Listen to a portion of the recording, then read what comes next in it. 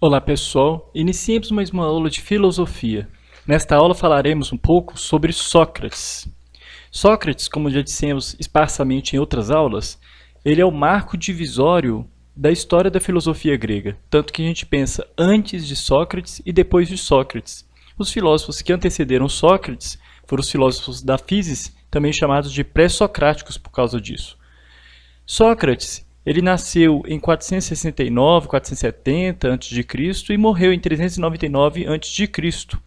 Ele não deixou escritos, mas ele confiou seu saber aos seus discípulos mediante o diálogo, na dimensão da pura oralidade.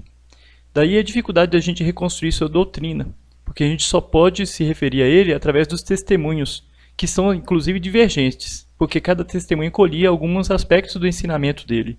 A gente tem, inclusive, discípulos dele que falavam uma coisa e aqueles oponentes a ele que falavam outra. Por isso, para a gente conhecer o pensamento de Sócrates, a gente tem que levar em conta os testemunhos, considerando em particular as novidades que registra em campo filosófico em geral depois de Sócrates. A sabedoria humana de que Sócrates se diz mestre consiste na busca de justificação filosófica, de um fundamento da moral. Porque ele dizia, só sei que nada sei. Confirmar a sua ignorância era um tipo de sabedoria, porque todo sábio sabe da sua ignorância. Esse é o primeiro passo para a sabedoria.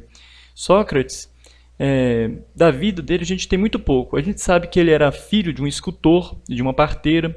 Essa dupla herança levou ele a buscar esculpir simbolicamente uma representação autêntica do ser humano e ajudar seus discípulos a dar à luz as próprias ideias, conforme ele falou. Ele mesmo dizia que o método que ele empregava era esse, ensinar a dar à luz as ideias. De que forma? Por exemplo, a parteira, ela mesma não tem filhos, ela ajuda outras mulheres a terem filhos. Assim mesmo, Sócrates, mesmo sendo ignorante, segundo ele também fazia com que as pessoas atingissem a sabedoria. O estilo de vida de Sócrates se assemelhava muito aos dos sofistas, que a gente falou um pouquinho na última aula. Embora ele também não vendesse ensinamentos. Ele desenvolvia o saber filosófico em praças públicas, conversava com jovens, sempre dando demonstrações de que era preciso unir a vida concreta ao pensamento, um pouco diferente dos pré-socráticos, que ficavam preocupados um pouco mais com a physis, com a origem do universo, etc. Ele tentava unir o saber ao fazer, a consciência intelectual à consciência prático-moral. Tanto quanto sofista, Sócrates também vai abandonar essa preocupação, como eu disse, dos pré-socráticos, de explicar a natureza, e vai concentrar um pouco mais na problemática do ser humano. Mas ele vai se opor ao relativismo dos sofistas, como eu já falei em outras aulas. Ele vai se opor de que forma? Para os sofistas não existe uma regra, não existe uma verdade universal, e Sócrates não vai concordar com isso, principalmente em relação à moralidade. Ele também não vai concordar com o uso da retórica para poder atingir um interesse particular. Para ele, a retórica só é útil no momento em que a pessoa consegue saber do que ela está falando. Ou seja, a pessoa ela tem que ter conhecimento pleno daquilo que ela está dizendo para poder ter uma boa retórica, para poder falar em público, etc. Ele era contra essa perspectiva dos sofistas, que ensinava as pessoas a falar em público somente por falar, ou somente para ser bem visto pelas pessoas. Esse é um dos debates de Sócrates com os sofistas. Embora em sua época tenha sido confundido com eles, ele travou essa grande polêmica com eles. Ele procurava um fundamento último para as interrogações humanas. Por exemplo, o que é o bem? Algum dos diálogos dele vai desenvolver isso. O que é a virtude? O que é a justiça? Os sofistas, eles tinham uma visão relativista. Eles situavam suas reflexões a partir dos dados empíricos, do sensório imediato, sem se preocupar com a investigação de uma essência. A pergunta fundamental de Sócrates era: qual é a essência do ser humano? Sua resposta apontava para a ideia de um ser humano que tem uma alma, ou um local onde que a razão estaria, ou o eu consciente, e exatamente aquilo que distingue o ser humano dos outros animais, dos outros seres da natureza. Por isso, o autoconhecimento é um dos pilares da filosofia socrática. Ele utilizava muito uma frase do oráculo de Delfos, que era: conhece-te a ti mesmo. Então, são duas frases pilares da filosofia de Sócrates. Só sei que nada sei, o reconhecimento da própria ignorância, e conhece-te a ti mesmo. Ou seja, se você conhece a si mesmo, você inclusive sabe daquilo que você ignora. né? O método socrático é muito famoso, né? São os dois pilares do método socrático são a maiêutica e a ironia. Em qualquer manual que você pegar sobre Sócrates ou sobre a filosofia grega, você vai reconhecer esses dois pilares do método socrático, a maiêutica e a ironia. E o que seria essa ironia? A ironia seria um tipo de refutação, né? É uma etapa em que o Sócrates ele começava a interrogar as pessoas que com ele conversavam sobre aquilo que eles pensavam saber. Ou seja, a pessoa dizia, eu sei sobre isso, então me fala, explica um pouquinho melhor sobre isso. Então, ele ia utilizando esse método através de um diálogo, né?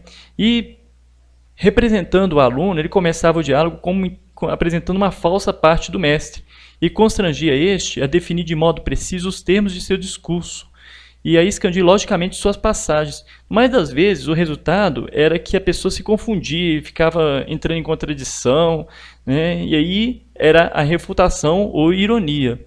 Nesse ponto, Sócrates punha em ação a maiêutica.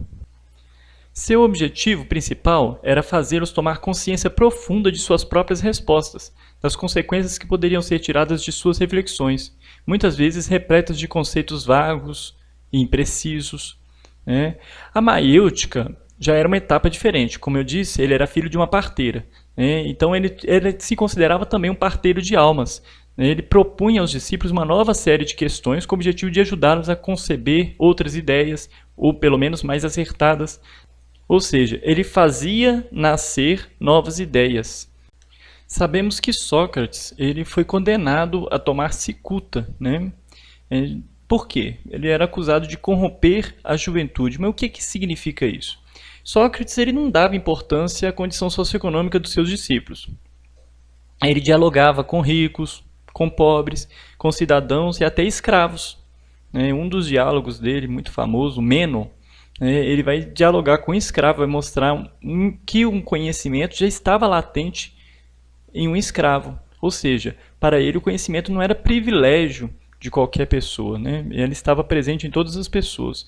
O que importava eram as qualidades interiores de cada pessoa, condições indispensáveis para esse processo de autoconhecimento. Como ele não fazia distinção entre seus interlocutores, ele questionava tudo também, incluía crenças, valores. Ele foi considerado uma ameaça social, um subversivo, interessado na prática da virtude e na busca da verdade. Ele acabava contrariando aqueles valores que dominavam a sociedade ateniense. E ele recebeu a acusação de ser injusto com os deuses da cidade. A gente sabe que era uma cultura politeísta, né, que tinha suas crenças e que ele valorizava, mas que também questionava. Ele não era uma pessoa alienada, ele também questionava determinadas questões religiosas.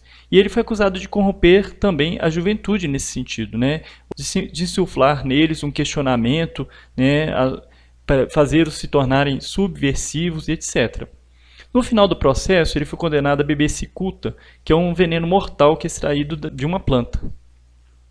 Diante dos juízes, ele assumiu uma postura bem tranquila, né, de quem não temia nada. Ele permanecia absolutamente em paz com sua própria consciência. Ele, inclusive, os discípulos dele queriam que ele fugisse, né, que ele não cumprisse a sentença, mas ele não quis, ele cumpriu a sentença até o fim. Foi lá e tomou a cicuta. Foi assim que ele procurou caracterizar sua vida, construiu uma personalidade corajosa, guiando sua conduta pelo critério de justiça, que encontrou como correto. Ele viveu conforme a sua consciência, e ele inclusive morreu sem ter renunciado aos seus valores. É muito interessante, é por isso que Sócrates é considerado um marco para a filosofia, né? Não somente pelos seus ensinamentos, que realmente os ensinamentos de Sócrates, assim como os dos sofistas, estão numa outra vertente que não a dos pré-socráticos. Uma preocupação direta com o ser humano.